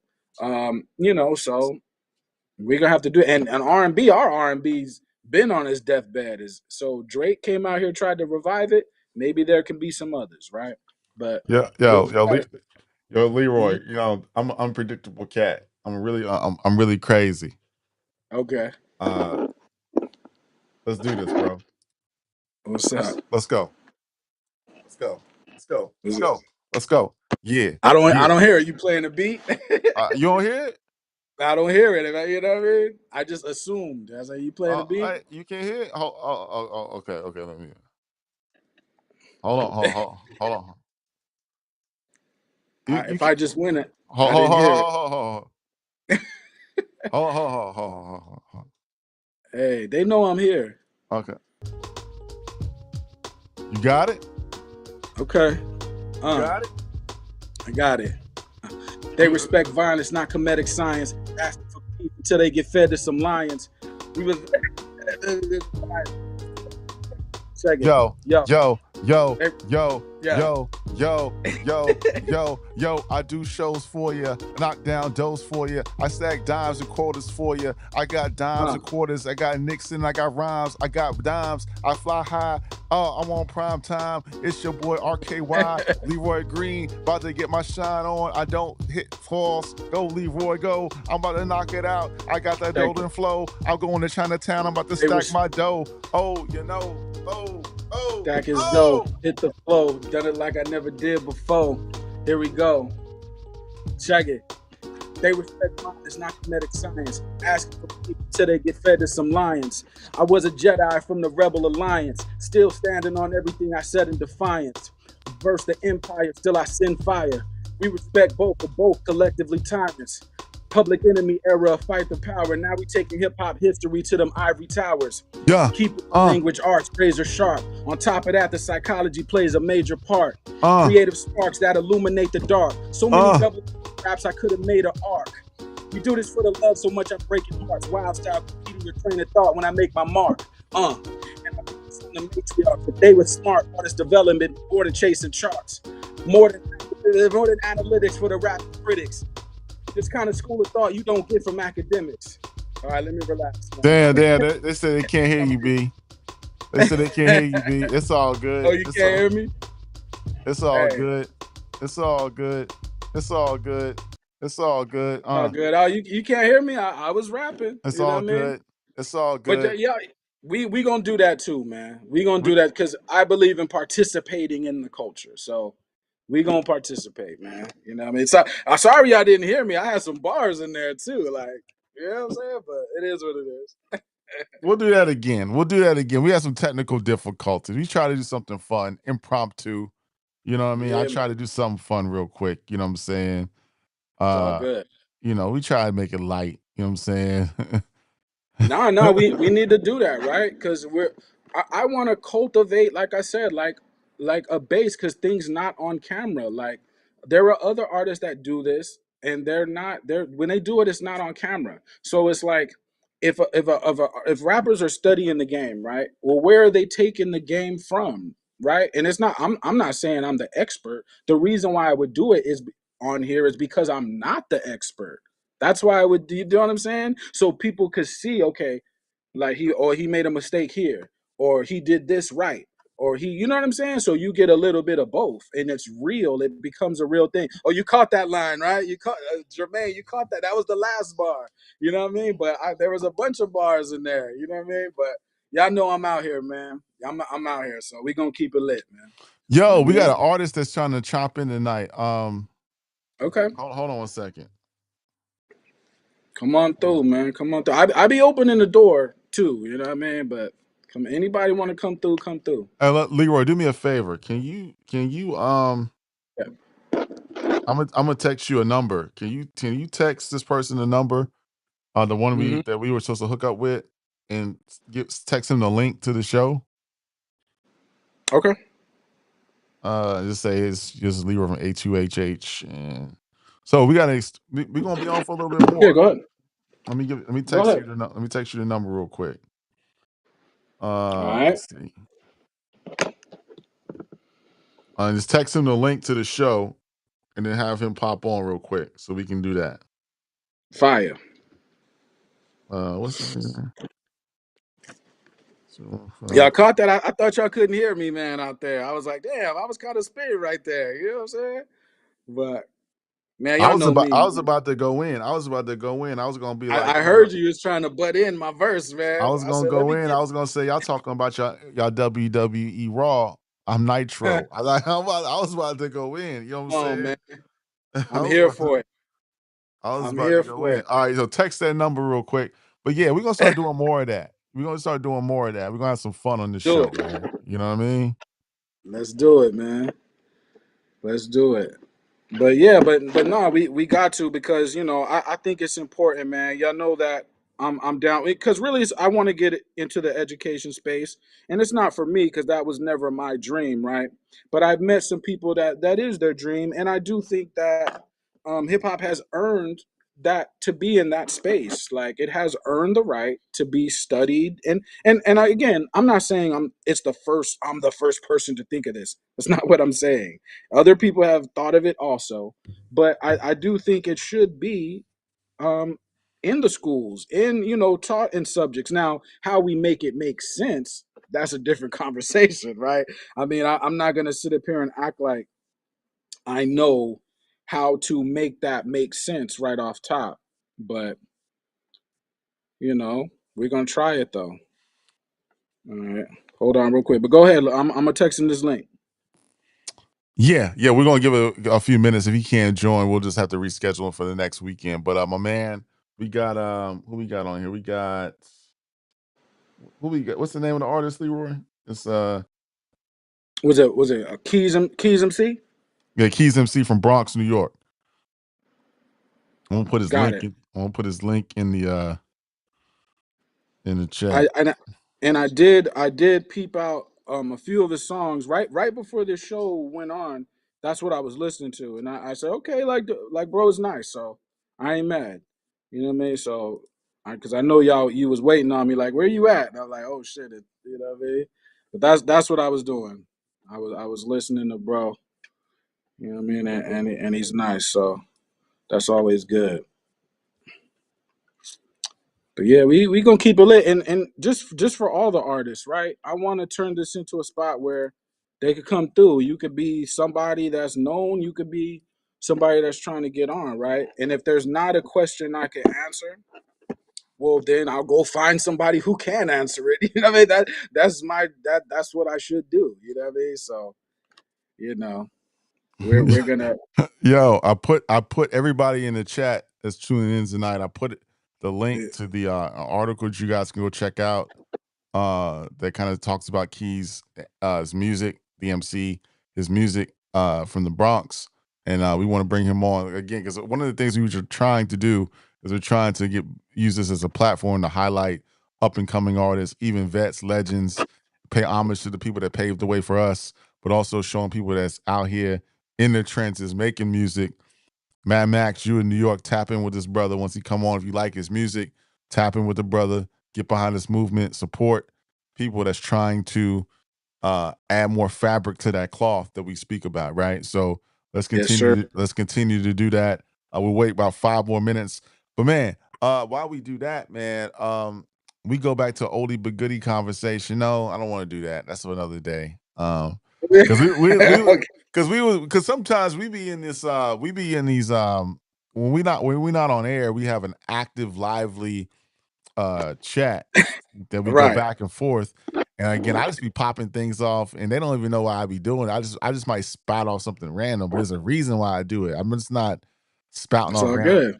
And they because you had no idea I got this email. That's why I wrote this Drake stuff this morning. I'm like, Yeah. let me just throw out there and see what You you know what I'm saying. you rock with Drake though. I know you rock with Nah, I Drake, don't rock with man. Drake. It's all right. I don't It's all rock with right. Drake. I don't rock. You rock with Drake. I tell you Everybody. what, like them first few albums, yeah, I was rocking with those. Shit. What you call it? So Far Gone, Take Care, Thank Me Later. Yeah, I was rocking with that. You know what I mean? But it was really because the one of the mixtapes at first. What was that? Comeback season. He was spazzing on that. So I said, okay, like bro is dope. Then the further he went on, the less rapping he did. So that was kind of it started to push me out of that fan base because it got to a point to where you barely rapping now. So I'm there for the raps. You know what I mean? So it was what it was. But I mean, I respect the hustle though. I respect the grind. I respect what he brought to the game. I respect his hook game and all that. You know what I mean? No Old Baldy, doubt. say you about to catch the Laker game. My guy, what's up, right? Keys MC, what's good? Keys Well, MC in the building. What's good, yeah, brother? yeah. Hey, y'all, man. How y'all doing, man? I Bronx. hope y'all can see me. Is my camera? Am I okay? Can y'all see Yep, me? yep. Or I see you. okay, okay. It's yeah, Yeah, yeah. well, You got the sunshine coming in behind you, but we see you though. oh yeah, Man. yeah. Okay, my I guess I'm trying to shine out here. My apologies Hey, for you know what I that. mean? You got I the ain't mad. I ain't you mad. You got know the what I mean? you're illuminated. You're highly illuminated at the moment, brother. Yeah, that's what I'm saying, man. I just want to say I appreciate y'all, man, and thank y'all. No No doubt. doubt. So welcome to the platform, brother, according to hip hop. Let us know who you are. Tell us a little bit about your story. I know you're from the Bronx. Tell us your position in music, how you approach it, and your story, and how you came to be the MC that you are today. So give us a little bit of the rundown of who you are for people that may not be familiar. Okay, story is, I was I was actually born in Manhattan, but I lived in the Bronx all my life, and also was raised in Harlem too. So Harlem's like my second home, but the Bronx that's my home. That's my stomping ground from the 4, 5, and 6 train. I've been all around there, and then like I said, Harlem was like my second home. So you know what I mean? And that's like my story from a little kid. I lived in the Bronx, but it's crazy. I went to school in Harlem, but at some point Bronx, it was just Bronx always. You know what I'm saying? But I always tell people Harlem is my second home because that's where I went to school at and raised. But it's Bronx all day. That's where I learned my MCing, my battling, all that. Battling just for fun and all that Yeah. stuff, man. Then Oh, I'm sorry. I hope I didn't say nothing wrong. No, My that's where we apologies. all learned it. The Okay. Bronx is where we all Okay. learned it. Yeah. That's where it came Yeah. from. So Yeah. you know what I mean? That's Yeah. where we Yeah, all learned man. it. Yeah. Yes. Yes. You know what I'm saying? And And as far as like my career, like I really like got into it as far as like professionally, like when I was like, like in my 20s somewhere, like 24, 25, and I took it Hmm. like real serious because I started to notice yeah, I'm really good at this. Before that it was more like I did it for fun and like a hobby. But then when I realized that people like knew I had skill, I was like, all right, Keys, you can do something with this. You know what I'm saying? You can take this because when I used to go to in high school, I used to battle everybody. I would always come in second, but I used to freestyle really good off the head. I still can, but not the way how I used. So I ain't gonna lie, because my writing game became better than my freestyling game. That's what happened. Because when I was in high school, all I did, I really didn't write. I come off the head, but I'm not gonna lie. I Right. got so good with my pen game. I admit I'm way more better with my pen than off the head. I will admit that. I heard it, man. I heard it. Yeah, yeah. Yeah, You got bars, yeah, bro. Yes, sir. yeah. I appreciate it because I ain't gonna say no rapper name, but some main artist, he He was front. disagreed because I said not because I say because Nas album was better than his, and I'm just leave it at that. So Okay, hey, it'd be like that, man. It'd be like that sometimes, yeah, man. yeah, yeah. Yeah, but what there was a project of yours. It was a project of yours I was just listening to before came on. What's the latest project you dropped? Because it was the cover was like just some buildings. You know what I mean? You have to pardon me, but I was Yeah, getting ready. yeah, yeah. Yeah. Thank you Yeah, for describing that. It's the Bronx mentality. Volume one, because we gonna eventually do a volume two. Now I don't know when, but we gonna do a volume two. But right now, I want to talk about volume one. Yeah, and just to keep it real with y'all, that was my brothers out there. My brother Militia. He masterpieced that whole project. You know what I'm saying? dope. He was all over that. You know what I'm saying? I had him and both of my brothers produce that project, but my brother did like how Premier did on the Illmatic album. Like even though it was other producers, but a lot of people don't know that Premier did a lot of the engineering and everything on the Illmatic. Like even though other producers did the beats, so that's kind of like what my brother did. Even when he didn't do the two beats, he still put scratches on it and he engineered it and mixed and mastered. So that was really my brother's idea, the Militia. You know what I'm saying? Like he just did what he needed to do with it, and just brought my greatness to what it already was. You know what I'm saying? So I got to shout him out. You know. No doubt, no doubt. What's some songs, man, that people should go to, or you just want them to run through the whole thing? But what a song that really stands out, you want people to check out? Which one would that be? Man, I'm glad you said that, bro. I'm gonna say the one that a lot of people, and this ain't even just me, it's just a lot of people just saying it off the head. Body the mic, like a lot of people love that. Body the mic, a lot of people went crazy for that, and I ain't even expect that. So I say body the mic. Fire. That's what's up, man. Keeping the No, Bronx lit, man. You know what I no, mean? That's how you do. Yeah, no. listen, man. Like listen. No disrespect to these new cats, but I listen to them and I don't get inspired. And I don't mean to take it back, guys, but I know y'all remember when hip hop, it makes you feel something. You know what I mean? So I told Yeah. my brother, because normally I do everything with my project besides the mixing and mastering. But my brother said, "Yo, Keys, trust me with this. I got you." I said, "All right," because my brother know I'm either like in the works of it, or I don't, like I'm a part of it some way. So he's like, "Nah, let me do it. I got you, Keys. I got you this side." So my brother, man, he did his thing, and he know how I am. If I don't like nothing, I'm be like, nah, bro, Yeah. this ain't it. You know what I mean? Because Yeah. and I'm gonna go back to what I was saying with y'all. I'm sorry if I got off the the situation, Nah, but you what I good. was trying to say was, y'all remember when y'all heard Nas and you know what I mean, and Big Dre and all of them, the feeling y'all got when y'all heard them, that I don't get that no more. You know what I'm saying? So that's what I'm trying to do now. Even though I know we in a different era, a different timing, I just want to bring that back, man. You know what I'm saying? I'm not trying to go like way back in the day, but I just want to bring that essence back to it. You know? No, I no, like the no, feeling. no doubt. And Hmm. I want to tap into something you just said, right? So So what type of I was gonna ask this question since it's a two-parter, right? So what artists other than the ones that you name influenced you as you was coming up? And I know you just say you don't get that feeling that you get now that you got back then. But there are any artists? Is there anybody that you hear lately, just maybe off like that, they got something like a little bit of semblance of the feeling? You know what I'm saying? Just like a little iota of the feeling. You know what I'm saying? So two-part question. Part one is who influenced you apart from the ones that you named, and part two is there any Hmm. body in this current generation that gives you a little bit of the feeling they say, oh, they got it, or they can besides yourself Okay. that can get you where you Okay. used to be. Okay. Do I gotta answer it orally or however like I want to, however Answer, it answer, comes out? answer, Or answer how you want to answer it, brother. okay. Okay. I'm gonna say we talking about nowadays. I mean, I know they're a little older now, but I still feel like they from this era.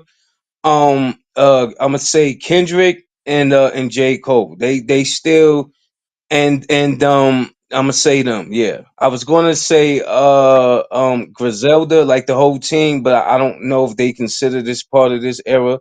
So I'm just say like J Cole and Kendrick. Yeah, like I know they're a little older, but like I said, I feel like they from this era, so that's why I'm gonna say them. And then uh lyrically, he didn't influence me, but I used to be real big.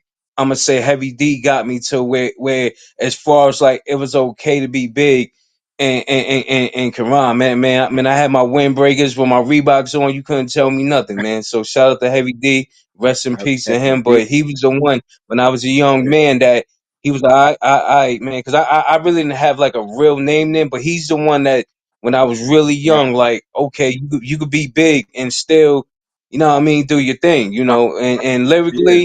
and Mhm. lyrically, since you said don't name the ones I name, Pun, Big L, Karis One, Rakim, Biggie, of course, even Pac, and even of course Wu, even though I don't rhyme like them, but Snoop, Dre, Ice Cube, you know what I'm saying? Like I listen to everything, man. But but if you want to say the ones that influenced me lyrically, I'm gonna just say like Pun, Nas, Karis One. Oh yeah, and I forgot to mention his brother. You know, LL. Like I'm a big LL fan. Like For for sure. me is give me LL, Nas, and Karis One, and I'm good. You know what I'm saying? You could throw Rakim in there, but them three, I'm okay. Like man, it's man, you can't tell me none.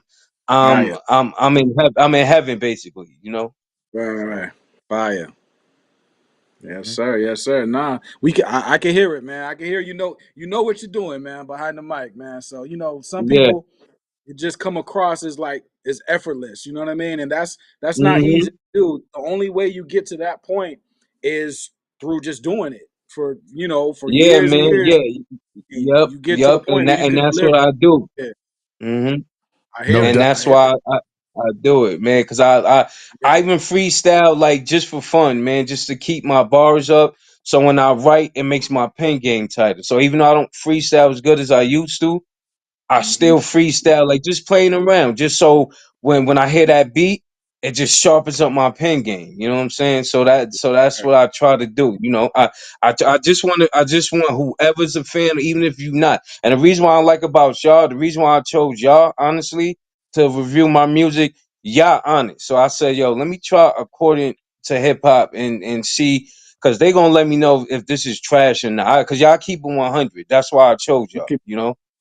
No doubt. appreciate you. We appreciate it. And from what we heard, from what I Mhm. heard today, as I was reviewing it before the show, I like it, brother. I think this Bronx mentality, mentally joint is it, bro. And I think continue on that path, continue on that lane, and Thank you. we would love to have you back on the show when we get to New York. Thank you. We're gonna have some artists. We're gonna put a showcase together, and we'll definitely have you on that showcase. But I got a quick question Wow. before we get out of here. I got a quick question for you. So when me and Leroy come to New York City, we land in LaGuardia, we slide to the Bronx, we're gonna be hungry. Where we gonna get something to eat at, man? What's the first place we gonna get? What's the first place in the Bronx we gotta go to get something to eat, bro? Man, man, it's a it's a couple of spots. I don't know if it's still there, but it's a place that Pun and Fat Joe used to go to. I don't know if it's around though, but it was a I place heard about called that. yeah. Was it Jimmy Cafes? I believe. I might. I'm trying to They, remember the name. I think that's what it is. yeah, It was, yeah, they rapped yeah, about it yeah, before. One of them rapped about yeah, yeah. it. Yeah, man, yeah, like, cause that's not too far from where I'm at, cause that's the 6 line, you know what I'm saying? So I ate there a couple of times. Jimmy, damn, it's this it's on 138th too. It might be 149th, but it's an all you can eat and it's mad Mm, cheap. I forgot the damn name, y'all. My apologies, but it's an all you can eat, but it's like $5-7 and you can it's like an all you can eat, yeah, man. But it's really good, man. I gotta find the name. My apologies for that, but Jimmy Cafes that all you can eat on things on 149th and or 138th on Third Ave, and yeah, and man, it's and you I'll get like find a it. whole plate as much as you want. Yup, it's like five. I think it's Yeah, $5-7. It might have went up a little bit because you know the times we living in now. So I think it's like 10 right. altogether. Like like 10, but you can eat all you want. So yeah, you could try that place. And there's a couple of other spots, but them the two that's popping in my head right now. Man, I have to get back to you on some Right. other spots, but those are like the main ones. Like you want to check out, man, because I think y'all like that. You know what I'm saying for the Bronx. You know what I'm saying. So I think No y'all doubt. really will like that, man. No You doubt. know. We appreciate that, brother. So Definitely. let the audience know where they can find you on IG, on Facebook, Twitter, YouTube. Tell the people where they can find you, Okay. brother. Okay. Definitely. Apple Music, Spotify, YouTube, Amazon Music. I don't know if I didn't mention my social medias.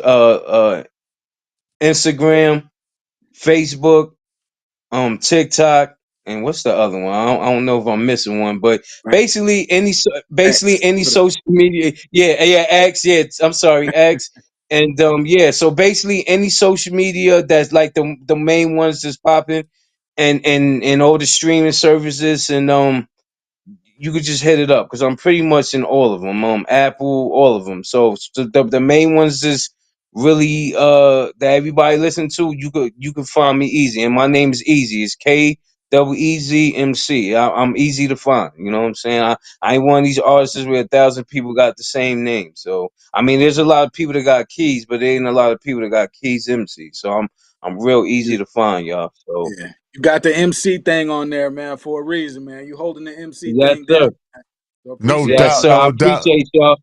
Yep, and Yes. I just want to say I salute to y'all, man, and thank y'all, man. Thank y'all so much, man. No doubt. Appreciate That's Keys MC from the Bronx, New York, tapping in with us, man. We appreciate you joining the show, and we'll see you soon, brother. you. Thank you Yeah. so much. Okay, okay, guys.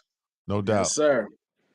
Yo, that's what we do. We shout out to new hip hop Man. artists. If you are a dope hip hop MC, you want us to listen to your music, you want to jump on the platform, have a conversation with myself and Leroy and the fellas, hit us up at info@accordingtohiphop.com. Oh, We will be having these showcases around the city, around the country, and we want new music. So we and new artists, old artists, uh, middle of their careers, end of their careers, beginning of their anybody. careers, we don't care. International MCs, we're gonna do a London show, whatever the case may be. But we appreciate you guys. Leroy, any final words tonight?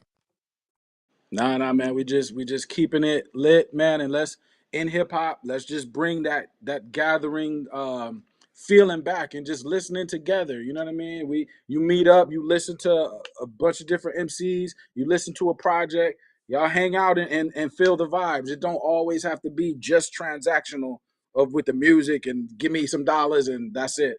Let's turn these things into events, man, moving forward in the future and see what comes of it. You know what I mean? For real. You know? All right. Well, you could be anywhere in the world tonight. You could be watching the NBA final, the playoffs. You could be watching binge watching something on Netflix. You could be watching Right. something on Amazon Prime. You could be watching the new movie Sinners by Ryan Coogler and Michael B. Okay. Jordan that's out. You could be in the 80-degree weather in Atlanta. You could be in the cold weather, wherever there's cold weather at. 'Cause I don't even know where the cold weather is right now. It's so beautiful here in the A. You could be doing anything in the world, but you chose to rock with me and Leroy. We appreciate you. Hit like and subscribe. Shout out to Mike and Servon on Mondays. Shout out to Super. Shout out to Vay. Shout out to everybody that's part of the platform. We'll continue to cook up. Shout out to Mad Max, Poets and Rhymers. I'm gonna shout out everybody in here that showed us love today. Sonic Yes, sir. Intox, shout out to Mr. Buck 113, Wayne, Mark Zeke, shout out to MAGA United 87, shout out to Kenny Mack, shout out to Jermaine Oh, Johnson, Baldy was in there. Old Baldy, shout out to who else we got up in here? You got Old Jermaine Baldy, Jermaine Johnson was up here. Poets and Rhymers. We got, I think I said Vinyl Selectors. Shout out to Vinyl Yep. Selectors. Who else? I don't want to make sure I get everybody. Old Baldy, we already touched. Iceberg Slim. Shout out to Iceberg Slim. Shout out to Lost Marcel Almighty. Yeah, shout out to everybody. I can't scroll up too much, but shout out to everybody that tapped in. You here? Sage Traeger. Shout out to Sage Traeger. Shout out to Shah Sun. Iceberg Slim again. Yeah, And shout out check to out everybody that tapped Servon, in. man. Y'all check out Servon on TikTok too, man. Free Hey, Clippy, free Clippy, free Clippy. Shout out to everybody, man. Who else was in here? Curtis 75 Black. Shout out to Curtis 75 Black. But yeah, anyway, check us out. We'll tell a friend, tell a friend. We're we gonna here, man. shout out to Keys MC. We'll check y'all out sooner than soon. Peace. Yes, sir. Y'all have a good weekend, man.